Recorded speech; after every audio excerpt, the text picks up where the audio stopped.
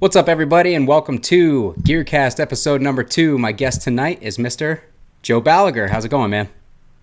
Good, man. How are you? Good. Thanks for taking the time to do this. I appreciate it. No problem. Why don't you give us a quick little introduction? Yeah. So I run Ballager guitars. That's my main gig right now. We've been doing that for about 5 or 6 years. We build custom guitars here in Pennsylvania, about 45 minutes west of Philly. And then we also do import guitars made in Korea and Indonesia. So kind of like vintage inspired, but modern designed guitars. So nothing too wacky, but stuff that, you're probably familiar with, but just a little bit more modernized. Yeah. You guys, I think you do some pretty interesting shapes. So what, how did that even start? Give me 1 second, man. I'm going to turn you up real quick, and I just want to clip this portion out. All right.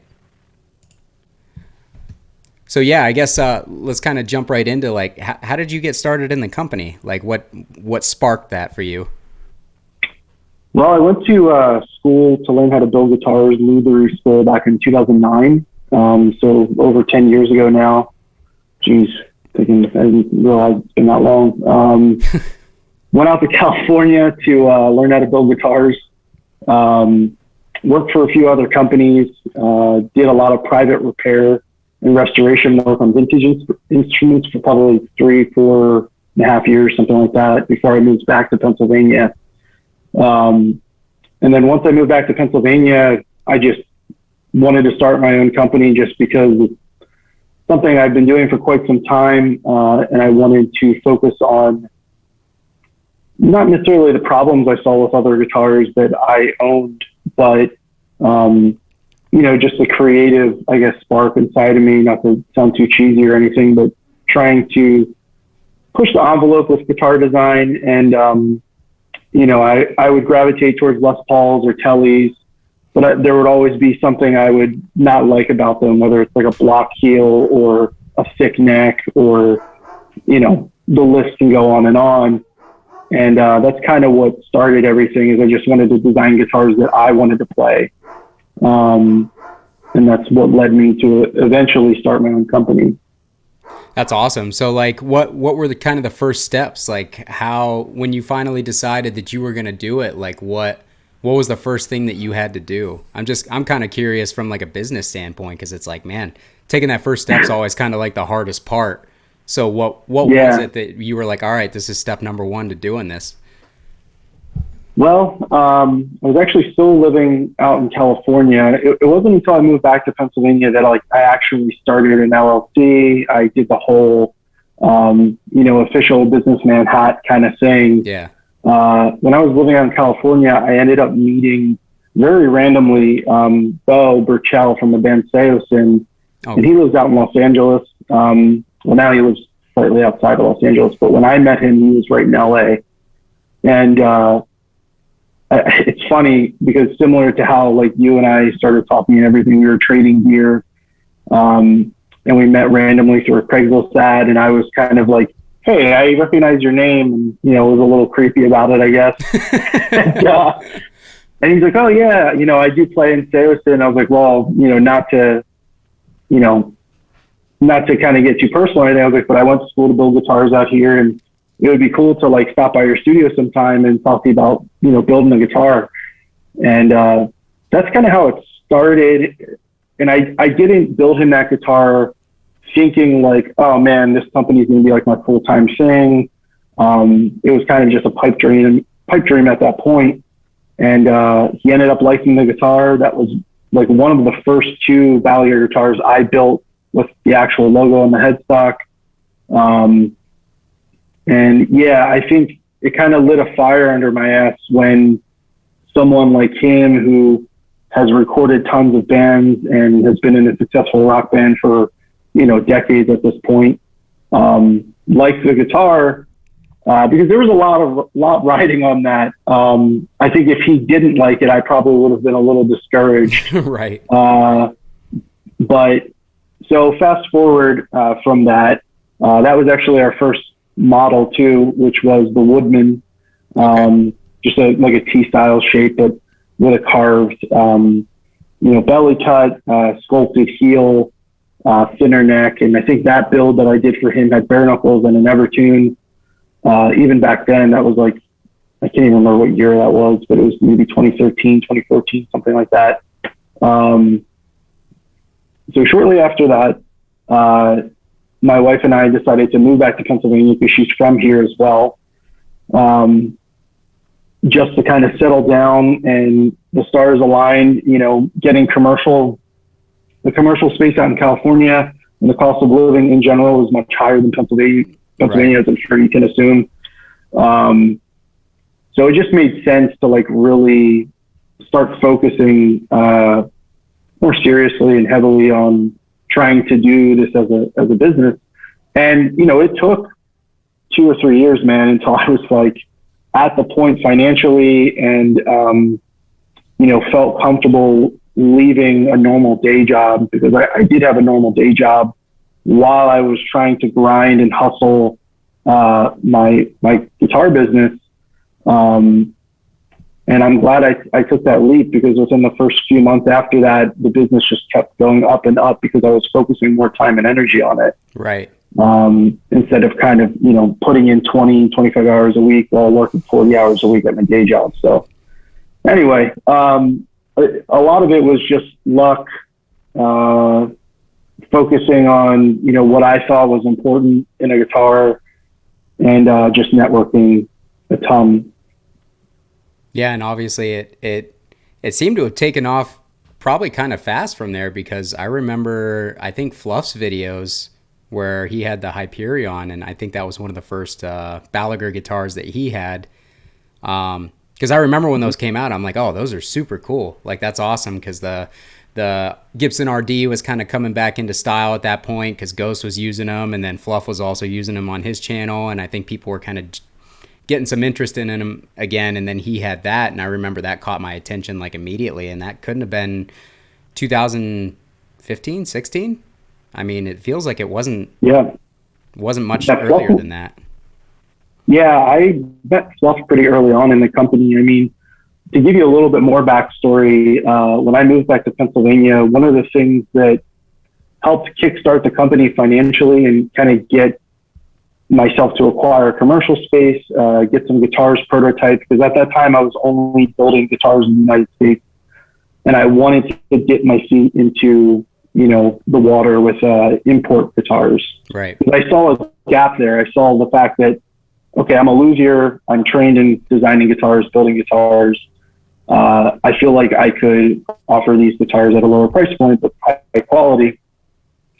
So one thing led to the next, and I met a few people out at NAMM, where I was able to connect with a South Korean manufacturer.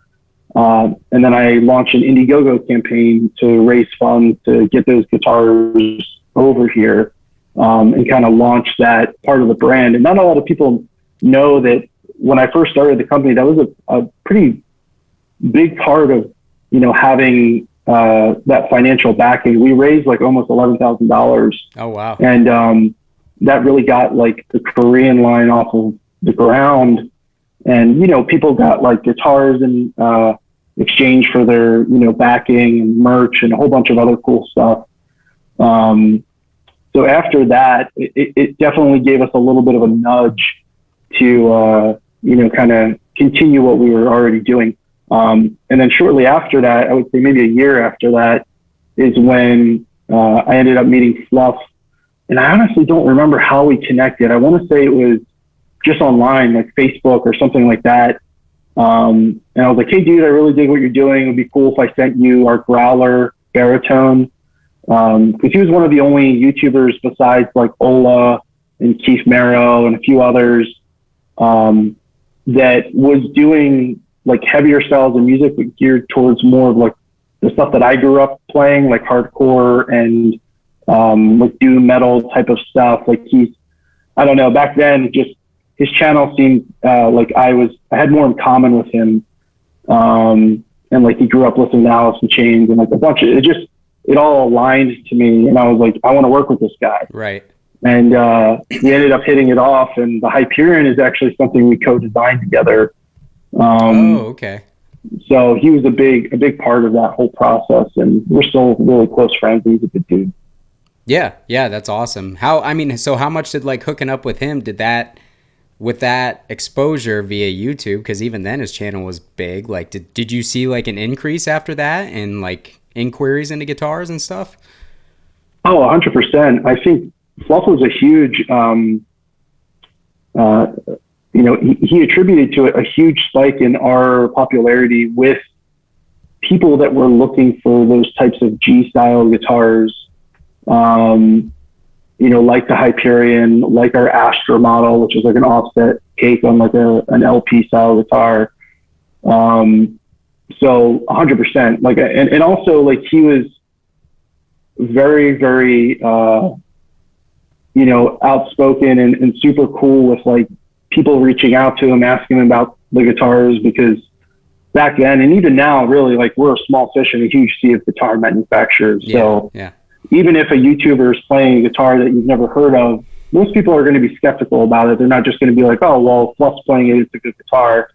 And I always told them, like, just be honest, just tell them, that we're working together on this model, blah, blah, blah. And I think that helped a lot too. Like, he's super approachable.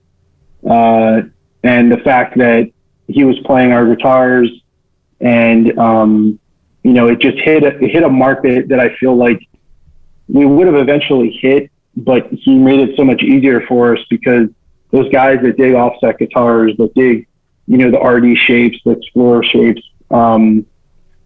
it really helps boost sales in that regard for that specific model, for sure. Yeah. Yeah, like I said, his videos are definitely what introduced me to your guys' guitars. And at the time, I couldn't afford one, but I was just like, man, I got to get one of those RD style ones. The one, I think I just hit you up about the white one with the gold hardware yesterday. But yeah, I'll eventually grab one of those, because I think those are dope. But yeah, so like since that point, I mean, that's still fairly early on in the company to where you guys are now.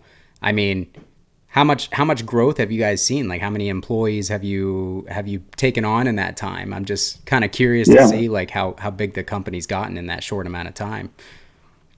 Yeah. So back then, and even up until, I don't know, 3.5 years ago, it was really just me and some buddies here or there that would come help out at night, boxing guitars and helping where they can, part-time, while working their day jobs. It wasn't until, like around 3.5, 4 years ago, Mike joined the team, who's now my operations manager. He started as like an administrative assistant. And then after that, I hired a QC tech, because it was just me working on all the guitars. Oh, man. Up until that point. Yeah. And I mean, granted, like, you also have to think, I was doing it part-time up until a certain point. And when I went full-time with the company, I was wearing all of the hats. I was the dude posting social media posts, answering emails, working on the guitars, whether they're import or USA. Yeah. And kind of suit the nuts. Like, I was doing everything. And it was great. Exhausting. It was, but honestly, man, like, I was definitely working more than 40 hours a week, but I was loving, and I do love what I do. So it didn't really feel like I was kind of, working to the bone or what have you. Excuse me. So once Mike joined the team, it alleviated a lot of the back end stuff. And then I ended up adding QC tech Pat, who's now QC manager. And we ended up adding a second QC tech as we grew. And now we have 5 employees. So we have, not including myself. So that's Madison, who's marketing manager and AR, Mike, who's operations manager, Pat, QC manager, Justin, QC tech, and Jake, who is lives out on the West Coast. He's in California. He's our sales manager. So he deals with all of our dealers and, is just generally helpful in the Facebook groups and a few other things. So it's allowed me to not wear as many hats and still wear a lot of hats, just because we're a small business and that's kind of just how it is. But It's allowed me to focus on growing the company and, releasing like the Select Custom Series, which is our online builder. That's something that came out when I started adding more people to the team and allowed me to kind of pursue things like that. And then, so we're still a relatively small team, I guess in the grand scheme of things, 6 people, but it's like night and day difference from 4 years ago. Yeah. Well, I mean, if one person can handle it and it now takes 6, that's a lot of growth in a short amount of time. Yeah, no, I feel very fortunate, man. It's, I think a lot of it is, I would say some of it's luck, but a lot of it is, I think we just we started and we grew at the right times, and we didn't take off, we didn't bite off more than we could chew when we could have. So like limiting certain runs, trying to keep build times under control, and really focusing on quality control in general, so we don't have like tons of returns and unhappy customers. And that's a huge part of like retaining any kind of product-based brand. I feel is, as long as you focus on the quality, the quantity will come later. Like the growth will come later, as long as you have a good product and you care about it. So yeah, absolutely. And if you support it well, then that goes a long way too. And it seems like you guys do a great job at supporting your products and customer service and everything, from everything I've heard.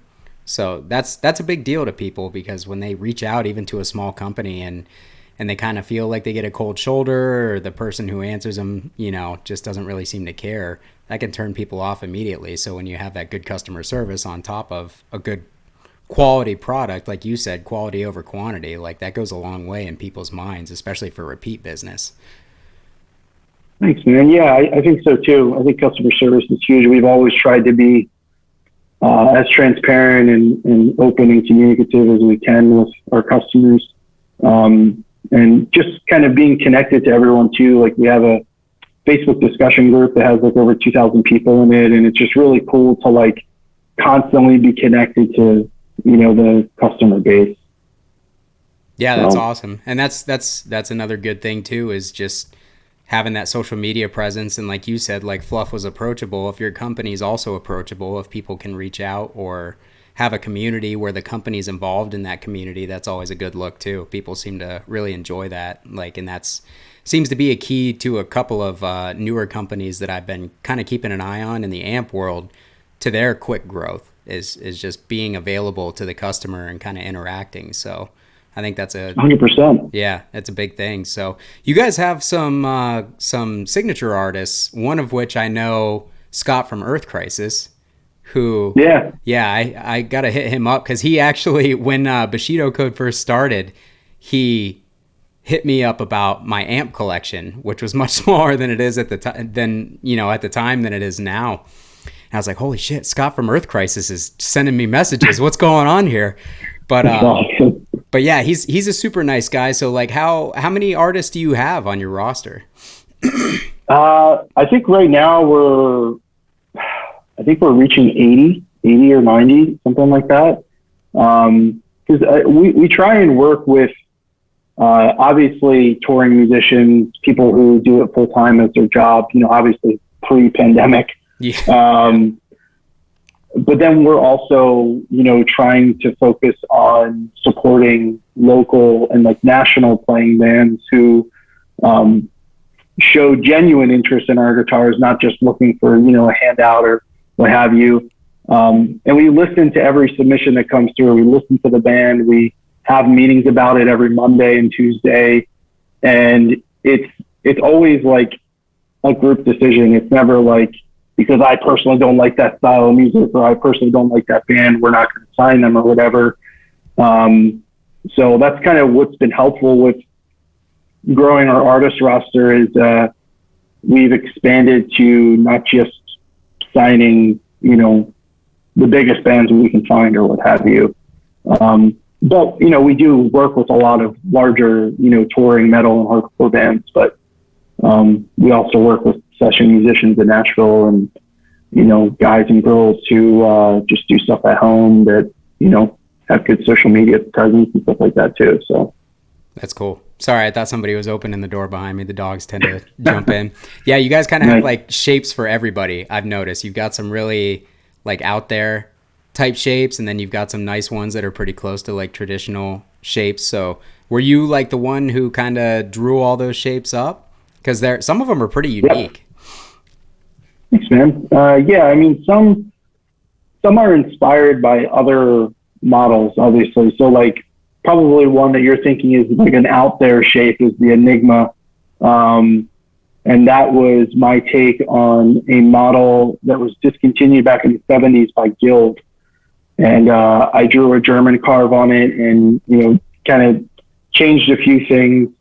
And like the Tartarus is my take on like an X style, 80s kind of shape. Yeah. And I always try and our headless shapes are definitely way more out of the box designed. And I didn't really follow any kind of like particular influence or inspiration when I was designing those. I kind of just wanted like creative freedom, and that's why there probably are two now more unique and freeform shapes where you look at the Thicket or the Woodman, and they're obviously inspired by T-style guitars. Right. And it is deliberate. Like I designed those types of guitars that are familiar because people just like playing familiar shaped guitars. Yeah. And the ergonomics that go into those kinds of guitars are designed that way for a purpose.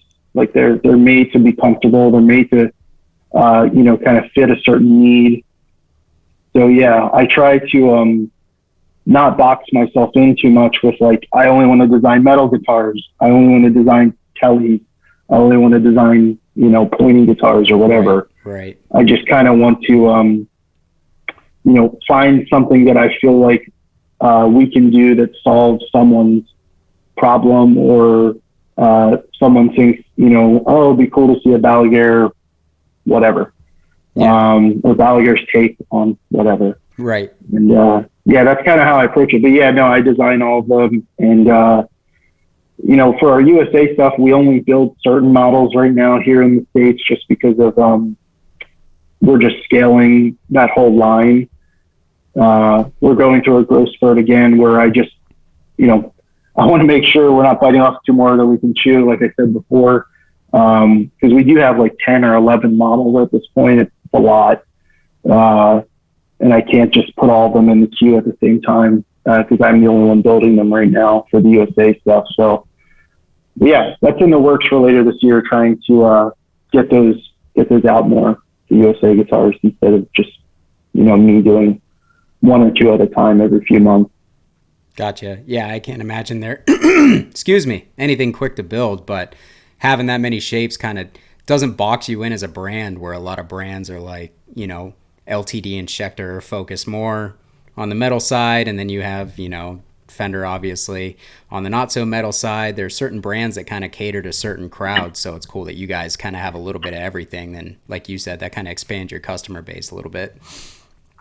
For sure, man. Yeah, so you and I kind of, it's funny because you own a guitar company, but we connected over amps initially. And Yep. So I guess one question I want to start asking people on these episodes, because I'm always curious, like, do you remember like what your very first guitar and amp was? Oh, 100%. I actually, and we've had this conversation before, but the first few years out of high school, I went to Penn State Altoona, and that's how I heard about, the other guitarists in your band, older band. And I remember up until then, I was like borrowing other people's amps or playing old Spider, twos, or, just really, really, really bad stuff. All the best stuff, now. Man. Yeah. But I remember getting a 5150 block letterhead, and it was completely stripped. There was no Tolex on it. The guy before I owned it stained it like a cherry red. And I just thought it was the coolest freaking thing I've ever seen in my life. Yeah. And I knew it was Eddie Van Halen's signature guitar amp. So yeah, that was my first amp, my first tube amp. And I sold it like a jabroni. But How What are many? you I gonna mean, do? come on, let's be honest, dude. How many dudes who play high gain amps haven't bought and sold at least like 10 5150s in a lifetime? Yeah, I know. I'd love to meet someone who hasn't. They probably don't exist. I wouldn't. I don't want to know that person. I don't want to know somebody who sticks with one amp at a time. Yeah, That's no seriously. fun. So you We're not went, normal. yeah, right. So you had the 5150. Like, what came after that? What made you kind of go on the tone search? It's not very exciting, but I got the 6505 Plus. You really stepped up. I know. I was like, it's got one more preamp, dude. Yeah, it's got to be more brutal. Yeah, I just started delving into like, what makes this amp sound, more high gain or tighter or whatever. And I just went down the rabbit hole of Harmony Central, the Guitar Forum and Yep. 7string.org and all those other, guitar forums, and just started reading up on gear. And that's when, life went downhill and I started acquiring too much gear. No, but, yeah, it was a 6505 Plus. And then I think after that, is when I started like messing around with just really random, I guess like flavor of the week amps. Like I owned like a Madison Divinity 2 or something. Nice. Framus Cobra. Like, Funny enough, I started, not to interrupt you, but the Madison Divinity was my first tube amp. nice. And I took it on tour in 2010 and it died twice. I was going to ask you what your first amp was. That's funny. Yeah, that was my first tube amp, Madison Divinity, and it honestly it didn't sound bad. Like I saw one on Guitar Center for $250 like 2 months ago, and I should have grabbed it. But I'm like, I'll probably get it, and that one won't work either because they were pretty notorious for having terrible build quality. But yeah, they were so cool looking though, man. That's what drove me to grab one. And I think like there were also some other metal bands I was listening to at the time that were using them. And I was like, I got to check them out. Yeah, because they were like sponsoring bands, I think. I know I got it from the guitarist of War of Ages at the time. So, Nice. or no, he got it. Sorry, I got it from somebody else. Never mind. It was originally owned by the guy from War of Ages, but they were all hyped on it, and then they weren't. So that didn't last very long. But yeah. I was just going to say, I thought maybe it was Bury or Dead. It was a band like that I saw playing them, and I was like, what is that? That's cool looking. It's lighting up. Right. So I immediately was like, I got to figure it out. But no, since at that point is when I started paying more attention to like the bands that I really enjoyed listening to and like the guitar tone I enjoyed in those bands. I started paying more attention to what they were using. Yeah. And that's how I, heard about Framus. That's how I heard about, Engel and like a few other, more boutique German brands back then. And I mean, I can't tell you how many amps I've owned in my life. It's been that many, and I'm sure you're the same way. But I can't tell you how many I own right now. Yeah. So it definitely started with Peavey though, for sure. And then shifted to Mesa for a long time. So yeah, you've got a few Mesas in your collection, right? Yeah, I have a JP2C, I have a TC50, I have a Rectoverb. Justin, the QC tech, has his 2C Plus, 1984 2C Plus at the shop. And I have like some Mesa bass amps too, and I have a Badlander on order. So I'm definitely a Mesa fanboy, that's for sure. More so than I feel like any other brand right now. But yeah, and the nice thing about Mesa is I feel like they're consistently coming out with new amps and new designs. You know what I mean? There's like, it seems, I mean, obviously Peavey's like super stagnant, which bums me out. I know that people give me shit for liking Peavey when I have Soldanos and Friedmans and stuff like that, but dude, I can't help it. I mean, they're some of the best high gain amps out there, regardless of price range, and they're affordable.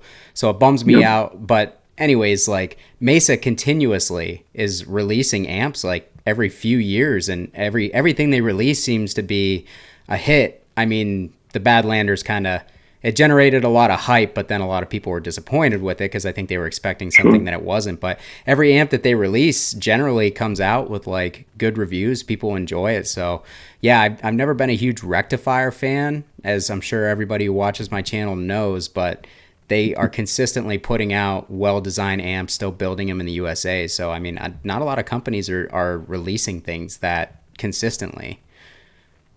Yeah, no, I agree. I was even looking, it's funny, when I was at the shop earlier today, I was talking with Justin because he's like an amp head like you and I, and he was saying like, you know, dude, I got a JP2C on order and a Badlander, and I'm already looking at like what the next Mesa is that I'm going to buy or whatever. And I went on their website and I was looking at the California Tweed. Yeah. The combo. And I was like, we don't have a clean combo at the shop. And then I was like talking myself out of it. I was like, I need to relax.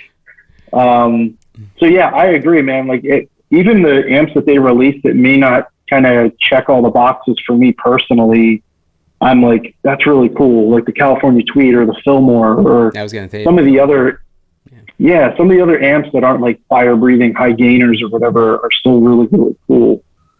So yeah, they're a great company, and Gary, the A&R guy there, is a really good dude. He's been there for a really long time. So, they're good people too.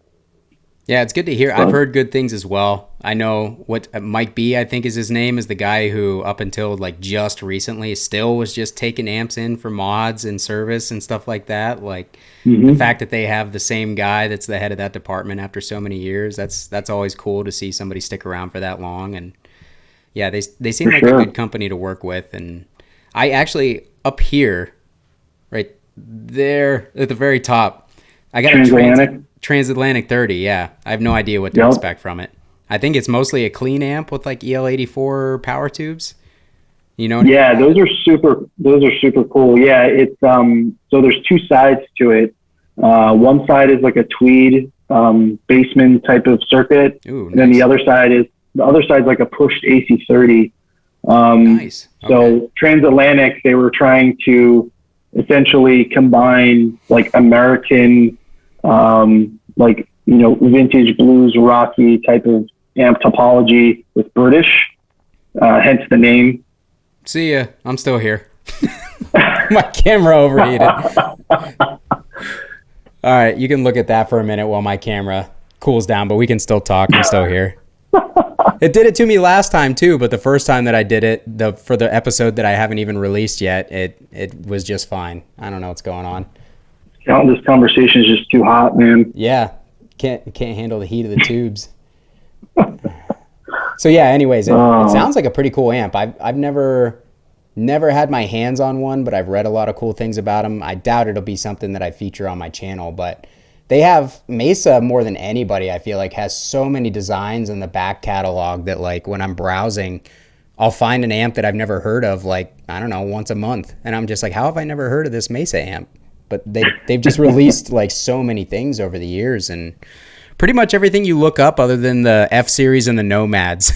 those ones seem to get shit on pretty consistently, but like all the other amps people seem to really dig. Yeah, man. No, especially back in the 90s and like the early 2000s, they definitely were coming out with amps that weren't really doing too well, at least in hindsight. But there we go. Camera's back. Whoa. Now I'm back. Nice. So yeah, I don't know much of their history. To be honest, like a lot of people were bugging me to get a Mark. I had never looked into the Mark stuff until the channel because I had, Derrick had a Mark V and he let me borrow it and it was cool, but I'm like, it's nothing I want to spend $1,500-$1,600 on used. Plus option paralysis, like I like simplicity because I'm ADD and the less things I have to tweak while I'm playing, the more I'm actually going to play. So, I mean, I'm not opposed to the idea of having one, but I had a Mark IV, like the short head version. I don't know which revision. I don't know much about the Mark stuff for as much of an amp nerd as I am. I just never dug into the Mesa stuff too much until recently, but I didn't like it. And I don't I don't remember why. It was in good condition. There was nothing wrong with it, but it just didn't sound. It didn't sound as like tight as everybody said that it did. Everybody's Gotcha. like, you'll love it. It sounds like a pissed off Marshall, you know, with a really tight low end. I'm like, sweet, that sounds perfect for me. And I didn't like it. And then I got that Mark III, and that Mark III blew me away when I plugged it in for the first time. Is the Mark III that you have, is it a red stripe? No, it's a purple stripe. It was originally a combo, but the dude who sold it to me rehoused it. So Yeah, the Mark IIIs and the Mark II C pluses are like, I mean, there's a reason why they're getting expensive. Yeah. And they're going up in price. They're great amps. And funny you say like option paralysis with those types of amps, because I've had a JP2C at the shop for, I don't know, 3-4 years or something. Yeah. And I've always been really frustrated with getting like the exact tone I want out of it. And Justin, QC Tech, who I mentioned earlier, is a super big, Dream Theater fan and just loves, Mesa stuff. He's never owned that amp before. His first day that he started at the shop, at the end of the day, he's like, can I plug into that? I was like, yeah, sure. He tweaks it and he makes it sound so good that I'm like, dude, what did you do? He's like, oh, I just, did this, and this. And I'm like, I'm such an idiot. Well, there's so much going on. Yeah, but he just like, he knew, like, he's like, oh, this is how John Petrucci sets it. And he like did the V in the 5-band. Yep. And did a few other things. And I was just like, I'm glad I hired you, because now you just made it, you made this amp sound so good.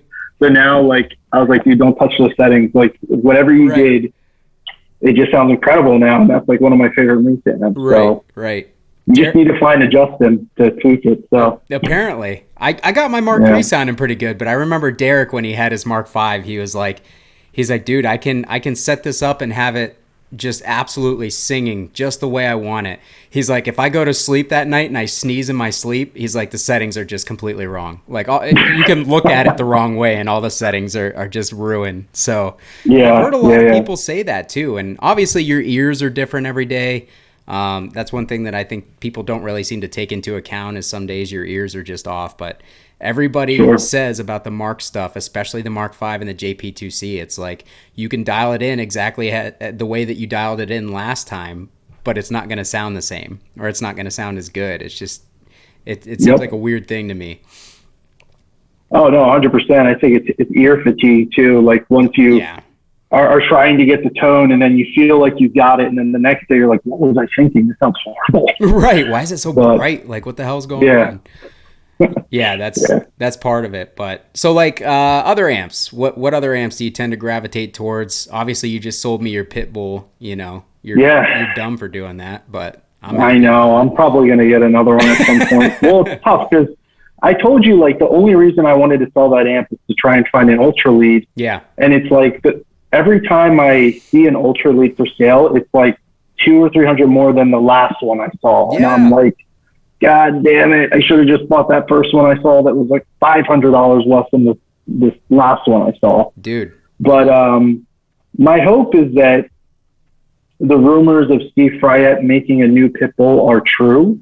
And I'll just hold out for the new John and, go from there. But my taste in amps are kind of rooted in just having like that punchy, like, when you're playing through a 2x12 or 4x12 that hits you in the chest and is like an immediate tightness, rather than like when I've owned diesels in the past, it sounds tight, but it feels loose.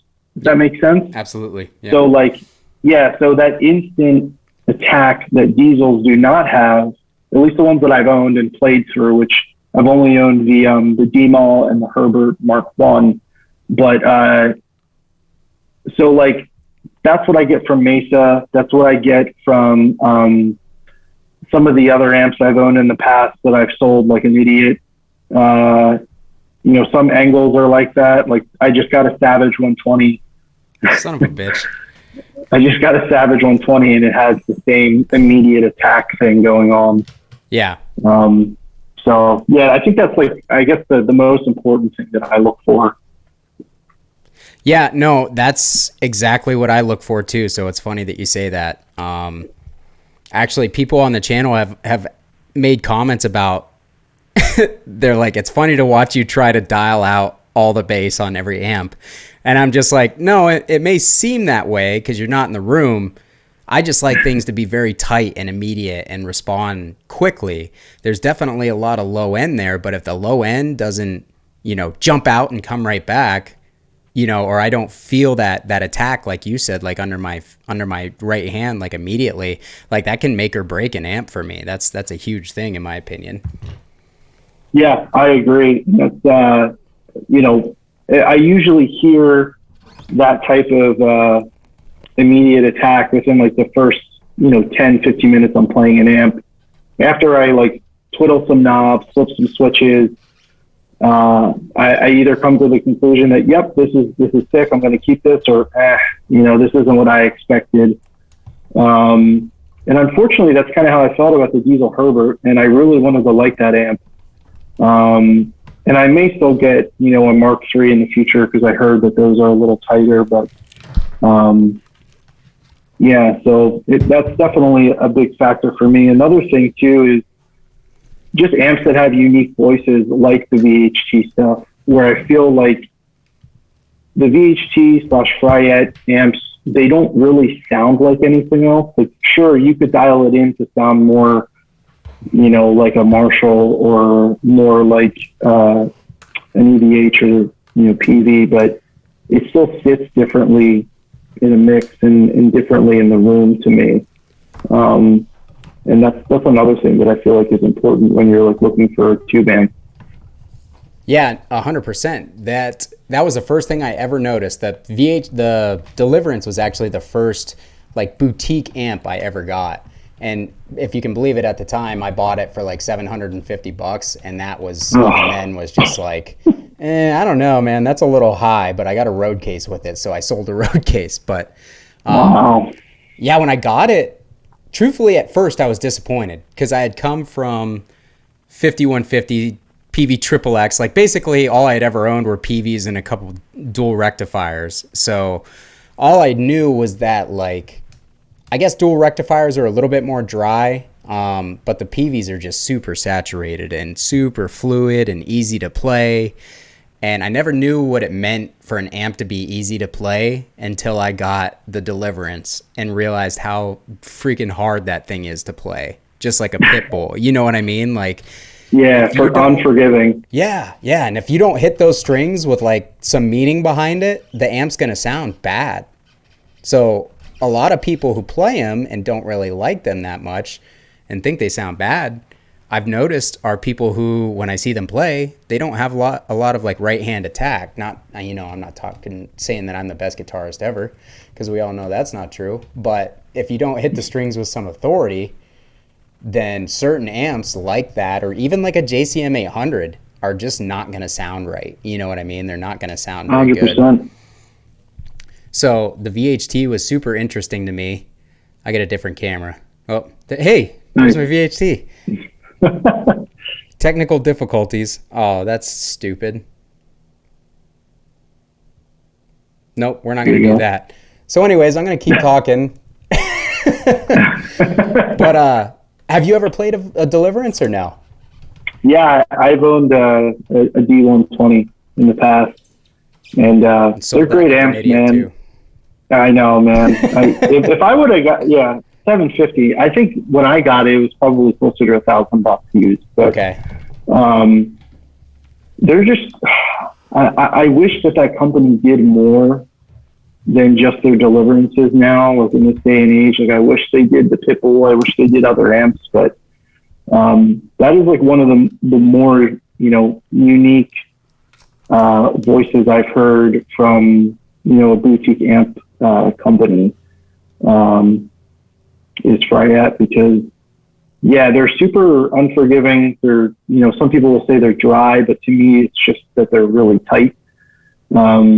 Usually when people say amps are dry, it's just because they're lacking that like really juicy saturation that you find in like you said, PVs and sometimes triple rectifiers. But yeah, I definitely am going to regret telling you that. I already do. Dropped it off at FedEx today like an idiot. Yeah, I know. I'm pumped for it to show up because that was the first pit bull that I found, and I got a good deal on it at Sam Ash actually, and I think I paid like $800 for it, for an 800 CL with the EQ, and it was in good shape and everything. And I got it home, and it was rad.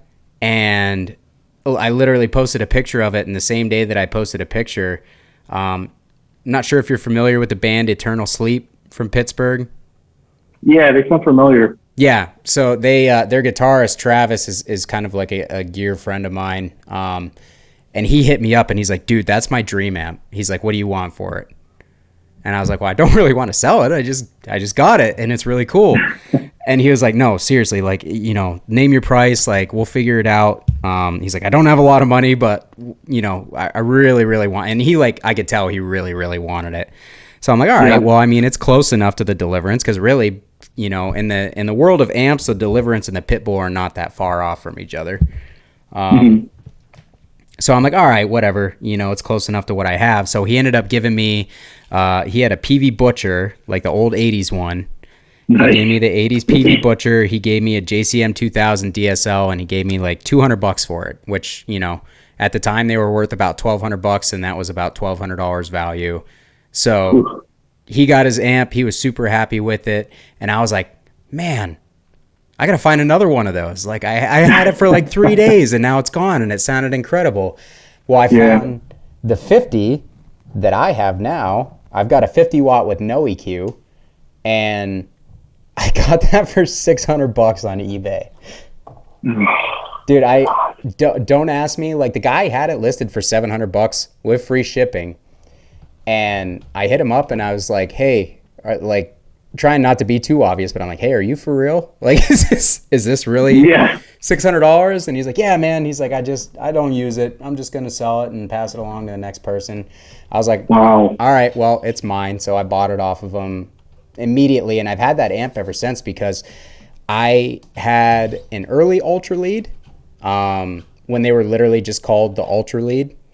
And then I had an even earlier 100, which was pre-Ultra Lead. This was like the first couple hundred that they made of the Ultra Lead series. And they didn't sound as good, like, truthfully. Like, it was cool bragging rights to have an early, pre-Ultra Lead VHT, but in reality, I'm like, my 50 CL sounds way better. So I ended up keeping that one, but I'm really curious to see everybody says that the EQ makes or breaks the Pitbull. I mean, I've been super happy with mine without an EQ for years now, but I'm kind of curious just to see how much difference there is. Yeah, man. I mean, I've never owned a Pitbull without the EQ, but the one that I sent you is it's definitely a special amp. I mean, I've owned and played an exorbitant amount of amps, and that's one that has stuck around for quite some time because it's just, just a special amp. And it's got the rad green Tolex if you're into that. Yeah, it's very 70s looking. Yeah. I had a Pitbull 45 that had that. They only seem to do like green and blue, and that was it. Like, I've never seen another Tolex color. Yeah. They definitely, well, Steve seems like a special guy. You ever watch his Tone Talk? It's super interesting. He's really funny, but he's pretty dry, just like his amps are. So, but yeah, VHT stuff. It's just on the rise again. I mean, I think tube amps are coming back. Would you agree with that? Oh, 100%. And I'm stoked for that because I think it's also not putting pressure, but it's elevating all of the tube amp companies. I feel like everyone is kind of like rising to the occasion. I mean, you see a company like Rev Amps coming out with their generator with the 2-notes integration. Yeah. And then you see all these other companies starting to do the same thing, following suit. And I think it's just cool to see, even Friedman coming out with like a super mini head. Yeah. I think that's a great call on their end. Yeah, I just think the era of tube amps is now, even though there are a lot of really cool modelers and profilers and, stuff that captures, tube amp sound. I don't think tube amps are going away anytime soon. I think if anything, they're just going to get cooler and cooler and more, feature laden as the years go on. Seriously. Yeah. I mean, in my video, I posted the Rev video today, and I was like trying to name off all the features off the top of my head. And I'm like, this thing could fucking cook you dinner if you wanted it to. Like, it just, they threw every possible like feature a guitarist could need into one box. And yeah, it's pricey, but I mean, if you literally want an amp that's going to do everything you ever need it to do, they have built in like every possible option. And I just think it's so cool that there are companies out there like pushing the innovation, because if you think about it, tube amps are kind of like an ancient technology. And I think that's one of the reasons why people were kind of ushering in the digital age, because they know that tube amps are an ancient technology, and they're like, well, we have the tech, we should be able to build something digital that emulates that. And it's just kind of funny now that we're at the point where, yeah, the digital stuff pretty much emulates a tube amp. I mean, there are certain things that you're probably never going to get from the digital spectrum of amp simulations, but they're damn close. I mean, you sent me the neural stuff last night, and I was just like, yeah, I guess I'll order one because that sounds really good. So.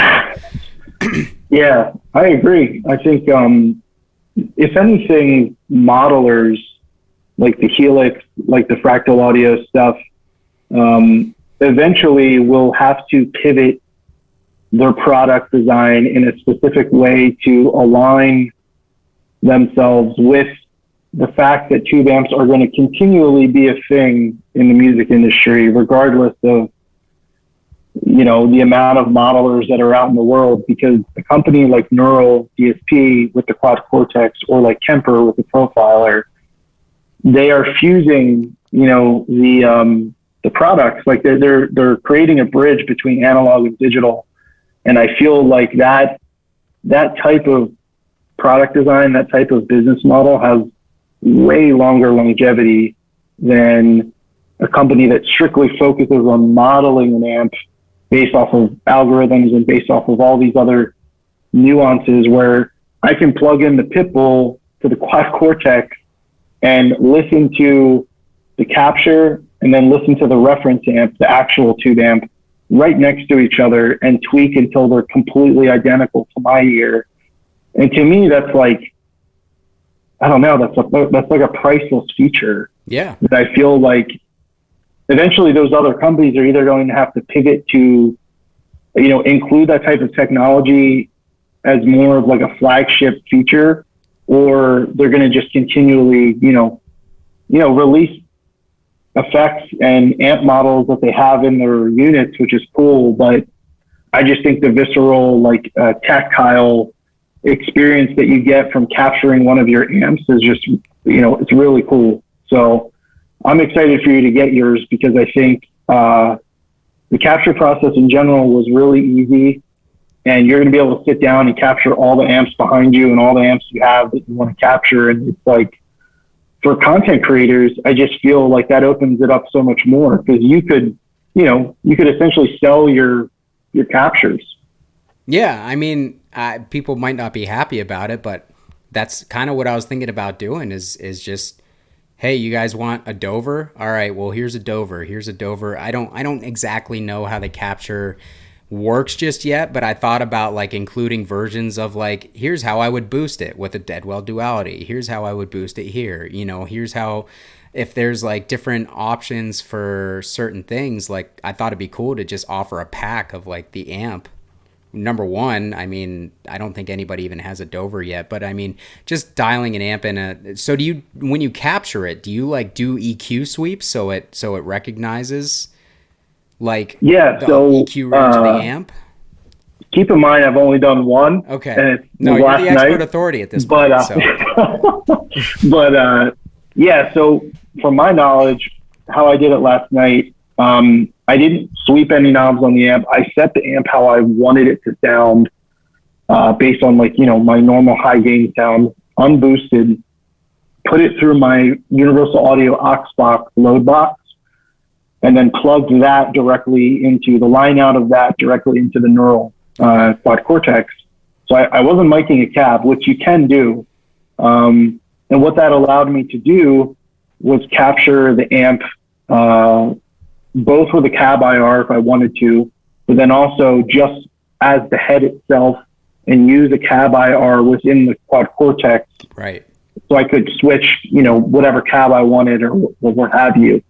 And that's why it's such a cool thing for someone like you who has a bunch of, amps in your collection, to where not only could you capture, let's say, the Dover with the Deadweald or with a TS-808 or something in front of it as like a single capture, where like the boost is within the capture, like it's not a separate entity, but then you could also capture the Deadweald boost on its own as a pedal capture, because you can also capture pedals. Yeah. Yeah. And so I just feel like there are so many opportunities there for people who have really good, amp collections that,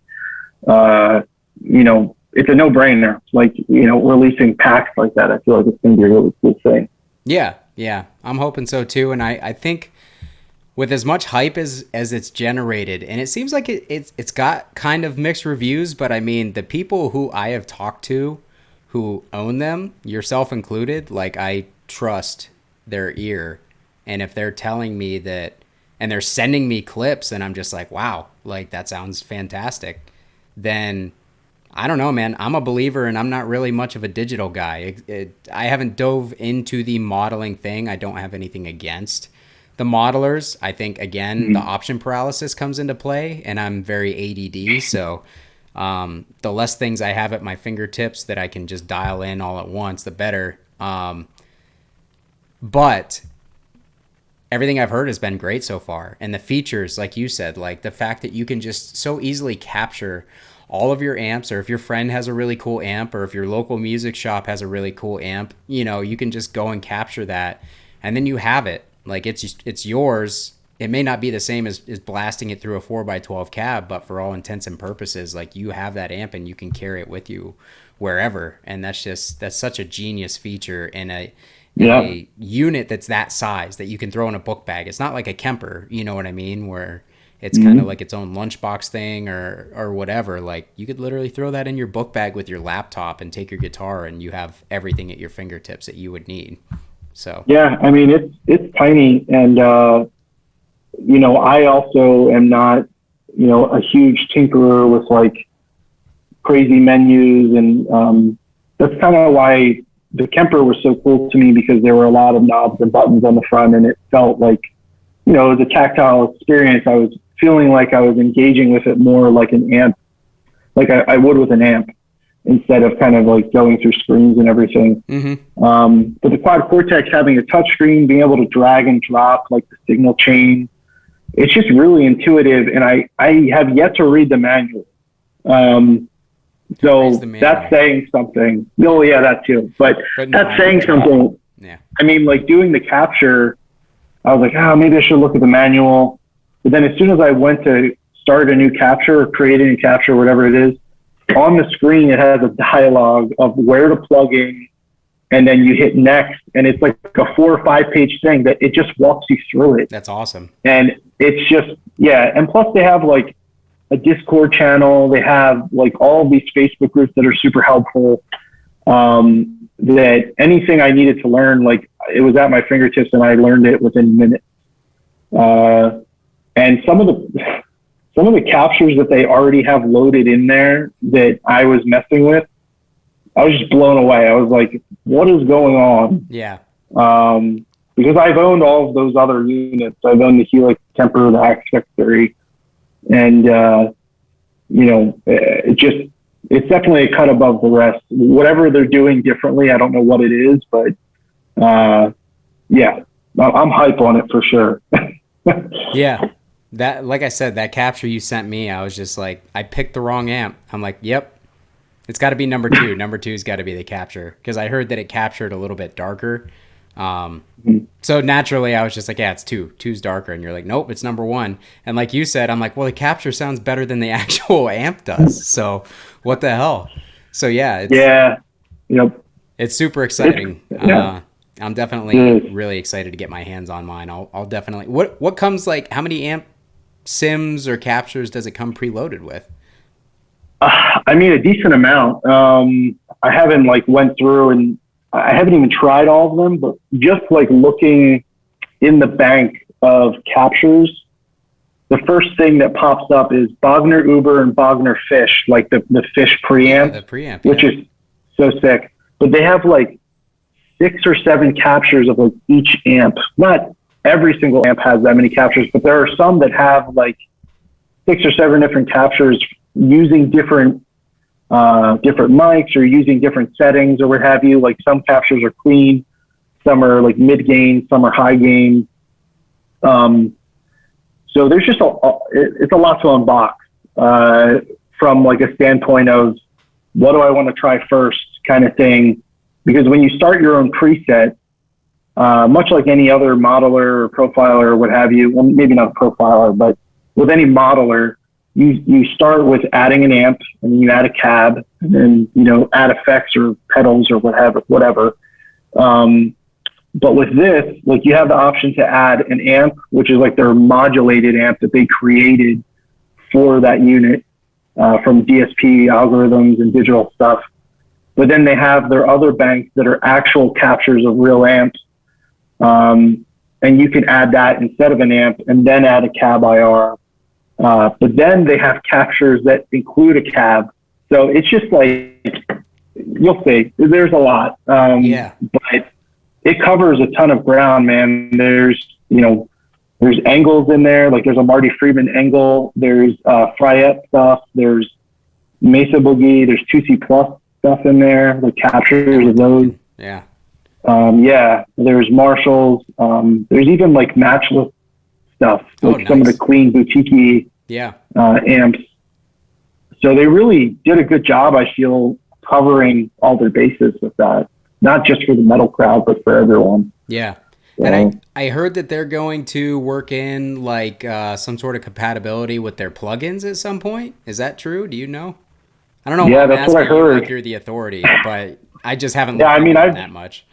Yeah, I've been reading up for a bit because I had some time to wait for my pre-order since it was, took quite some time, but worth the wait for sure. So I read that it's not anytime soon, but it is on the timeline of what they want to add as a future firmware update to port over neural DSP plugins that you already own a license for. Okay. I know right now people are already capturing their plugins by using 2 interfaces, and one interface has the plugin loaded on it, and then they're using that to go through the quad cortex somehow and capturing their plugin. Yeah. I don't know exactly how they're doing it, but people are already figuring it out. Figure that out. Yeah, that seems like something I would waste a day on. Yeah, exactly. No, that's cool. All I know is Omega, when I ordered my Granifier, they hooked me up with the neural plugin for it, which thanks, Omega. Nice. It sounds so good. I was like, what the hell? Like I haven't really dug into digital stuff in a long time, like plugins or anything. Like the only I had bias effects and I had Amplitude 4, and those were the last. I got those when they were new, so that was what, like 2016, 2017, and a lot has happened in that time. Like when I turned on that Omega one, I was blown away. I couldn't believe how much it sounded like the amp, because I've played the amp pretty extensively, and they captured it, it was just, it's such a cool experience. Like you said, there's Mike's attacking me. There's nothing like plugging into an actual 4x12 and a big tube amp and playing loudly, which, I have to explain to my girlfriend all the time, and she never wants to hear it, but that's another story. But at the same time, like, just the tones that you can get out of these plugins are unreal. I just did the Fluff, the ML Roots plugin. That sounded incredible. Like every amp sounded like I own or have owned every amp in that plugin, and they sounded exactly as I would have expected them to. And I titled the video "Why Even Own Amps Anymore," kind of like as like a joke, almost like clickbait type title. But really, like if you're recording things, like if you run a studio, there is no reason to spend $1,000 on a block letter when you can get that plugin for like $70. And Oh, that plugin rules, man. dude, it's so good. And what's cool about that plugin is, and I'm sure you know this, but when he was working with Nico, he did like all the not signal processing, but like those amps are based on his personal amps. Yeah, so somehow he got the signals from each of those amps and sent it over to them, and they like, modeled it after his exact 5150, his exact Mesa, his exact Friedman or whatever. Right. His exact EVH. So yeah, man, there's a lot of really cool plugins out there that, like I have the Archetype Pliny plugin by Neural DSP. Mm-hmm. And, when I'm lazy and I don't feel like hooking up anything, yes.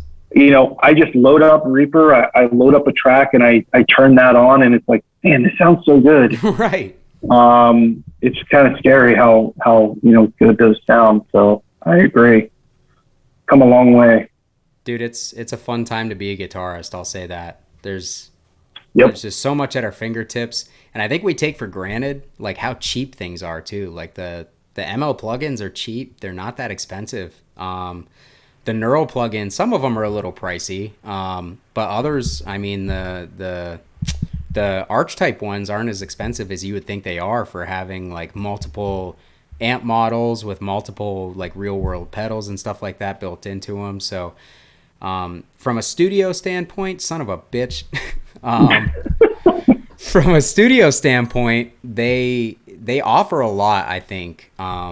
You can get a lot of tones from amps that most people can never afford, especially with something like a Soldano. Like most people will never afford or be able to own a Soldano in their lifetime.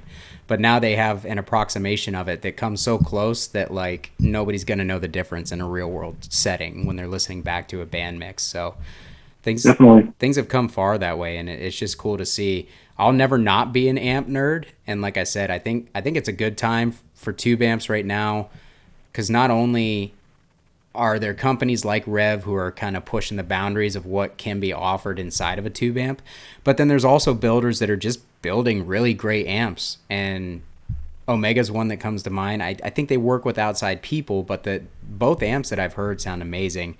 And then you've got companies like Driftwood. The Purple Nightmare sounds incredible. I'm not sure if you've ever played one of those, but they're really, really good sounding. KSR, I have my Orthos, and I got to play one of the amps at his shop when I stopped in there.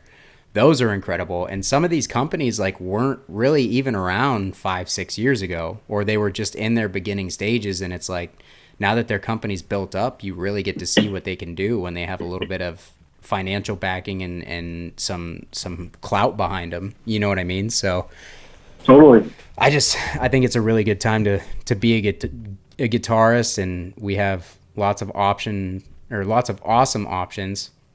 But at the same time, I'm not sure if you've noticed, but prices on everything have gone through the roof, like insanely. Yeah, it's crazy. And I think, a big part of that is just supply and demand. But I think another part of that is,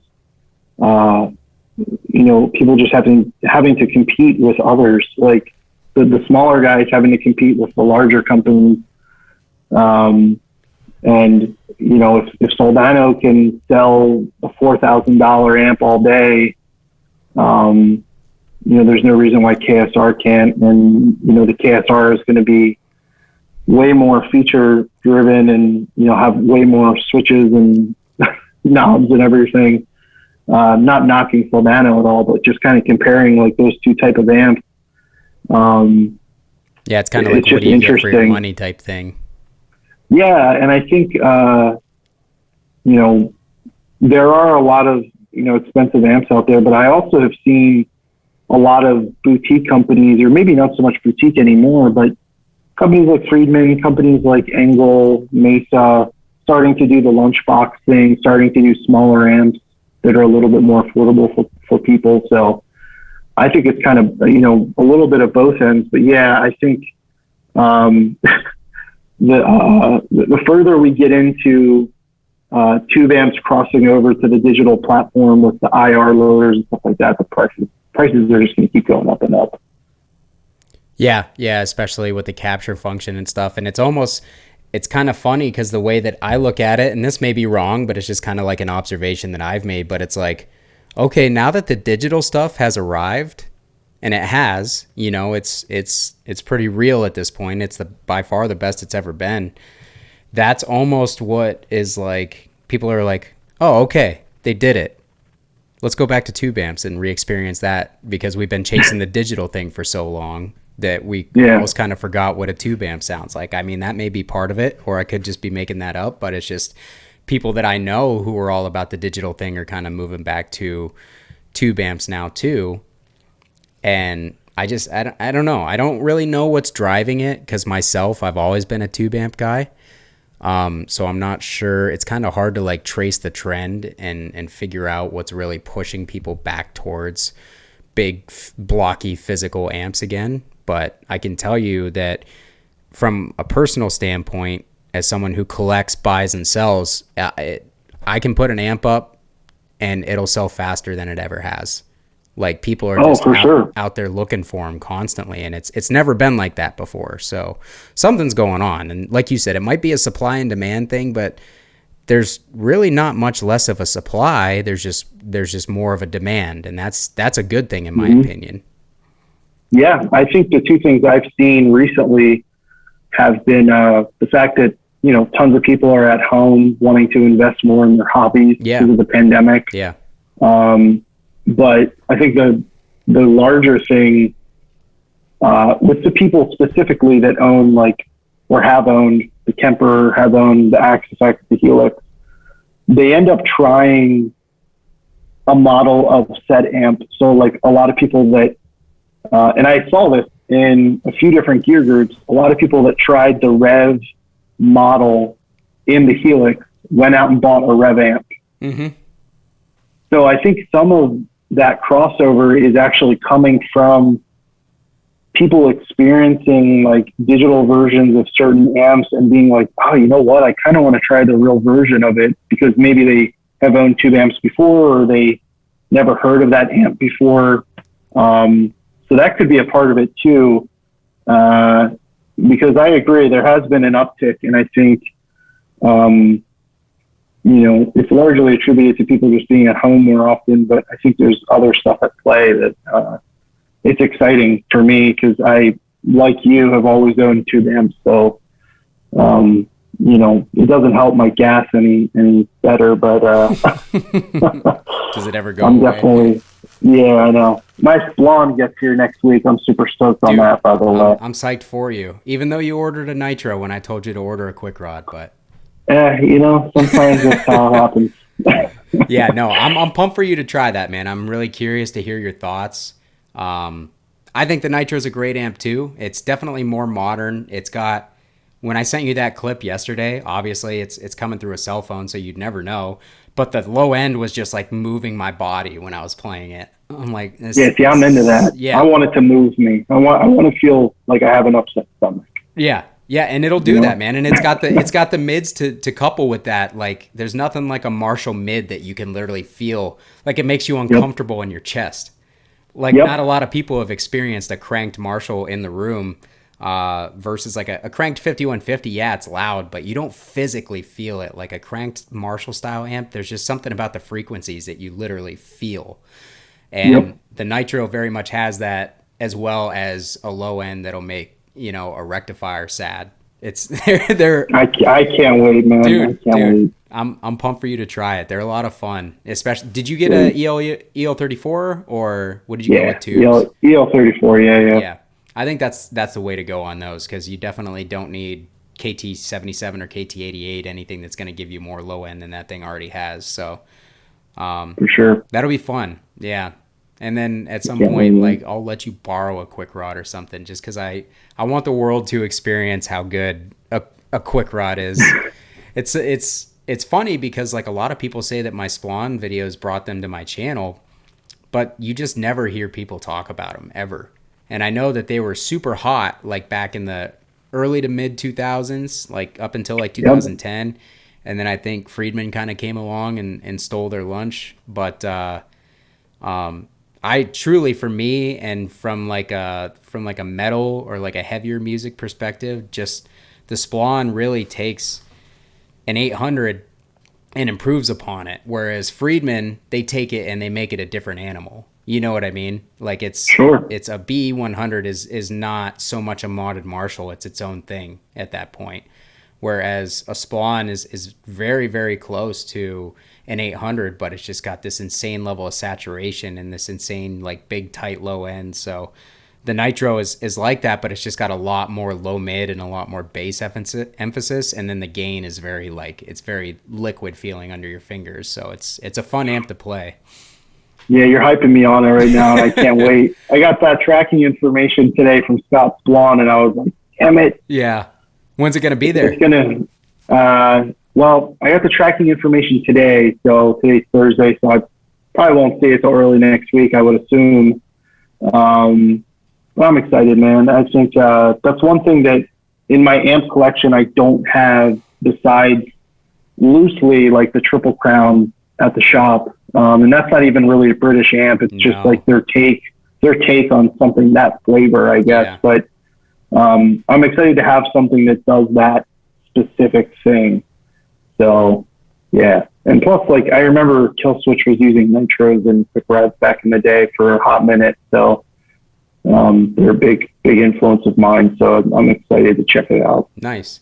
Yeah, I didn't know that they had ever used those. I know, like I said, I know Nile still uses them, I think, but I don't really know of any bands that use Splawn stuff. So, kind of. Yeah, I know Killswitch used them like back in the day, like probably, I don't know, 2009. Yeah, I think Adam was switching his amp every week or something like that back then, wasn't he? Yeah. He was one of the big guys that made Framus kind of popular at the time too, I think.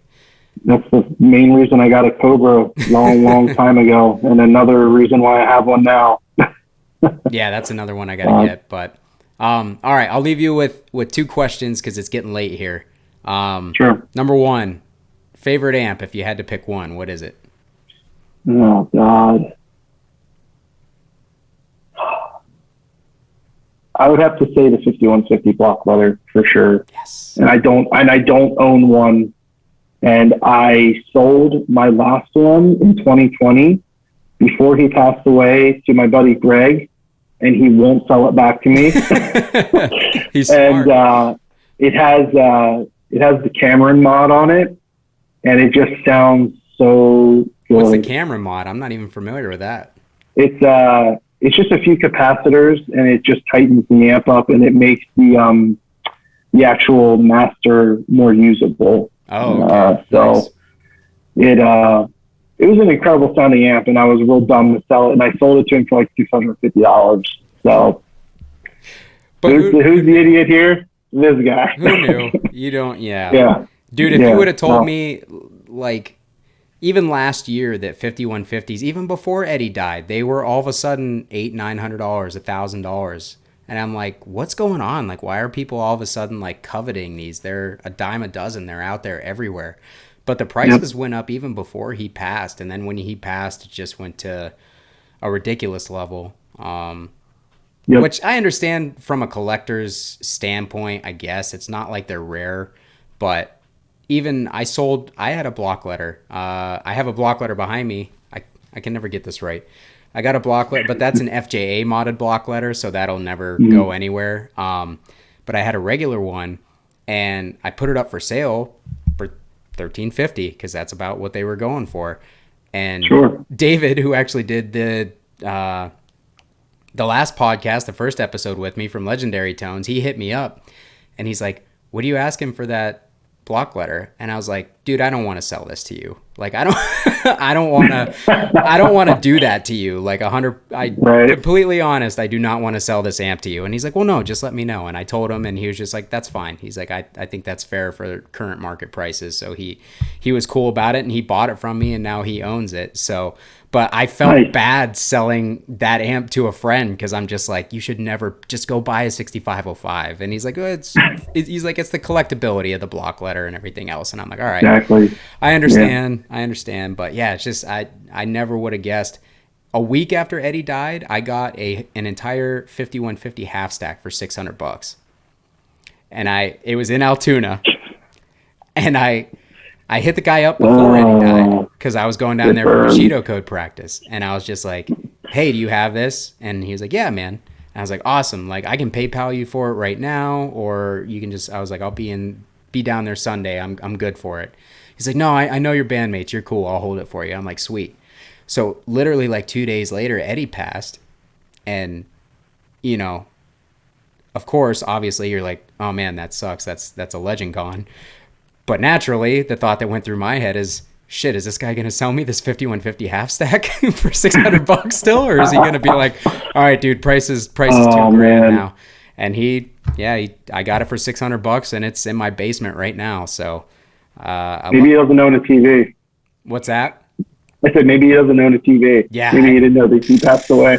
or maybe he just didn't factor in the fact that it was going to be worth more because he passed away. I mean, I almost felt like a dickhead, but at the same time, it is what it is. You know what I mean? Hey, it is what it is, man. Yeah. I'll eventually get another one just for sentimental purposes. But I mean, I sold it thinking like, oh, I'll get another one if I want another one. Right. But anyway. All right, so good amp choice in my opinion. Of course, I think highly of the 5150 stuff, so that's cool. But well, what about you? What's your favorite amp? If I had to choose one, the Splon behind me, honestly. Yeah, I screwed it up again. This is my little 50-watt Super Sport. That little lunchbox head has KT88s in it. That little tiny thing, and it is just an absolute monster. The Super Sport, you can get it either with the Nitro or the Quick Rod circuit built in. And Scott did a fully loaded artist deal for me, which was awesome of him to do because technically I'm not even a Splon artist, but I run the Splon forum on Facebook. It's the only Splon group on Facebook. And he was thankful that I started that and kind of created a little community for that. But anyways, I got all the modifications built into it, and then I got the tube upgrade, and it's got two different gears and two different modes in it. That thing does everything, and it can get pretty modern with the modes. The mode 2 kind of scoops out some of the mids and makes it a little bit more modern and a little bit more saturated feeling. So that would be my number one if I had to go down to one amp, which I never will, and I'm thankful for that, But nice, I tell people, that the Splon Quick Rod, man, I've owned just about every amp out there. The only ones that have eluded me are a Wizard, and a Larry. And the Splon that'd still be my go-to, hands down, without a doubt. If I had to choose a second backup, it would be a 5150, and that's an easy choice too. So those are the two things that I gravitate towards. And the Splon also has a killer clean channel on it too. It's got an awesome clean, awesome effects loop. You really get an amazing value out of Splons for what you pay, considering that they're all handmade in the U.S., Oh, 100%. Yeah. I mean, he could definitely be charging double what he charges now. Don't tell him I said that. Right. Well, yeah, I know. I'm glad that he doesn't because new amps are affordable, so that's a plus. But yeah, that would be my choice. Yep. Hands down, that little Splon Super Sport. That thing's rad. Nice. And I guess the last question, anything new that you want to talk about for Ballager before we get out of here? Anything you want to kind of allude to or announce or anything? Yeah. So in the next coming months, before summertime hits, we're going to be releasing two new models. I can't really speak to what they are, but it's going to scratch a niche, I think, for a lot of people. We had just especially in our Facebook group, we tend to have an ongoing trend of people requesting certain models from us. And I've been kind of, keeping my head down, designing some stuff on the back end, and I'm excited for it. So yeah, 2 new models coming, by the end of this quarter. So awesome. And I kind of have an idea. You haven't told me what they are, but I kind of have an idea of what one of them is. And if I know, I'm excited for that. So awesome, man. Well, hey, seriously, thank you so much, man. It's been a pleasure to have you on. I really appreciate you taking the time to do this. Yeah, thanks for having me, man. This is awesome. Yeah, for sure. All right, we're going to sign out. But with that, Joe Ballager, thank you, man. We'll talk to you soon. Yeah, man. All right, take care, dude. Bye. Later.